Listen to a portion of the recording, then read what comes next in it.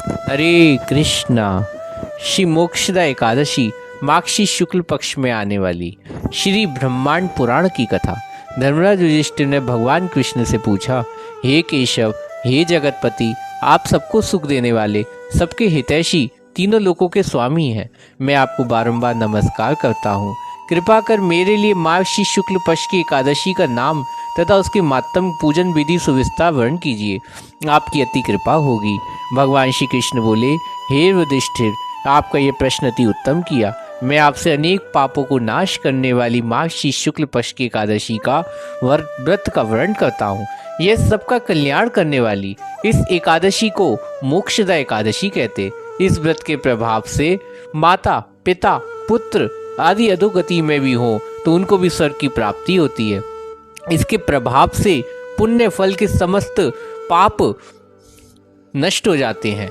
इस एकादशी के दिन दामोदर भगवान की पूजा करनी, तुलसी, मंजरी, धूप, दीप, नैवेद्य आदि पुष्पों के सुगंधित द्रव्यों से विधि पूर्वक स्नेह, श्रद्धा, भक्ति के सहित करनी चाहिए।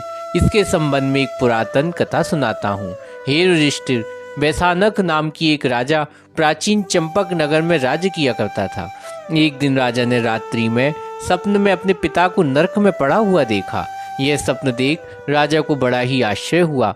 प्रातःकाल राजा ने विद्वान ब्राह्मण को सभा में बुलाकर अपने स्वप्न का वृत्तांत कहा कि हे विप्रो, मुझे अब यह राज्य, सुख, धन, ऐश्वर्य, हाथी, घोड़े, पुत्र, पुत्री, स्त्री इत्यादि कुछ भी सुखदायक नहीं लगते, क्योंकि एक उत्तम पुत्र जो कि अपने पिता तथा पूर्वजों का उद्धार करे वह सहस्त्र मूर्ख पुत्रों से उत्तम होता है।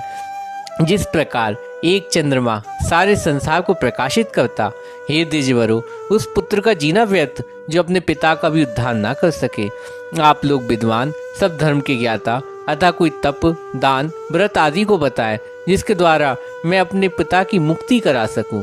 राजा के वचनों को सुन ब्राह्मणों ने कहा, हे नृपेंद्र, यहाँ से निकट ही एक पर्वत मुनि के आश्रम है, आप वहां जाकर उनसे ये सब पूछें, क्योंकि भूत, भविष्य, वर्तमान तीनों काल के ज्ञाता हैं। अवश्य कोई विधि ऐसी बता देंगे जिससे आप अपने पिताजी की मुक्ति करा सकें। ब्राह्मणों की सलाह मानकर राजा पर्वत मुनि के आश्रम पर गए।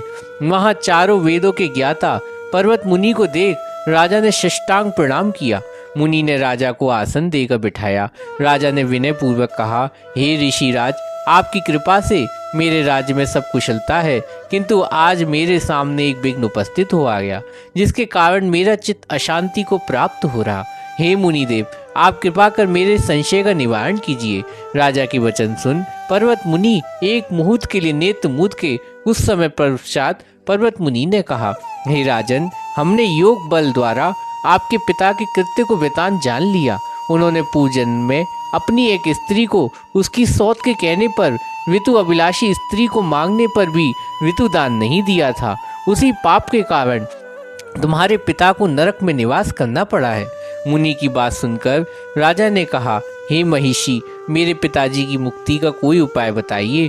पर्वत मुनि ने कहा, हे राजन, मार्गशीर्ष माह में शुक्ल पक्ष की मोक्षदा एकादशी को आप उपवास कीजिए। उसके पुण्य का फल अपने पिता को संकल्प करके दें तो निश्चिंत ही उनका उद्धार होगा।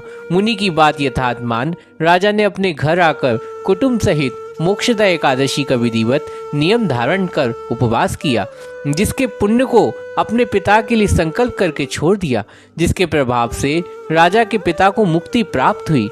हे युधिष्ठिर, जो समस्त मनुष्य मोक्षदा एकादशी का व्रत करते उनके समस्त पाप नष्ट हो जाते, वे स्वर्गलोक में निवास पाते। इस व्रत को करने तथा कथा पढ़ने सुनने से वाजपेयी यज्ञ का फल प्राप्त होता और ये मोक्ष को देने वाला व्रत है। हरे कृष्णा।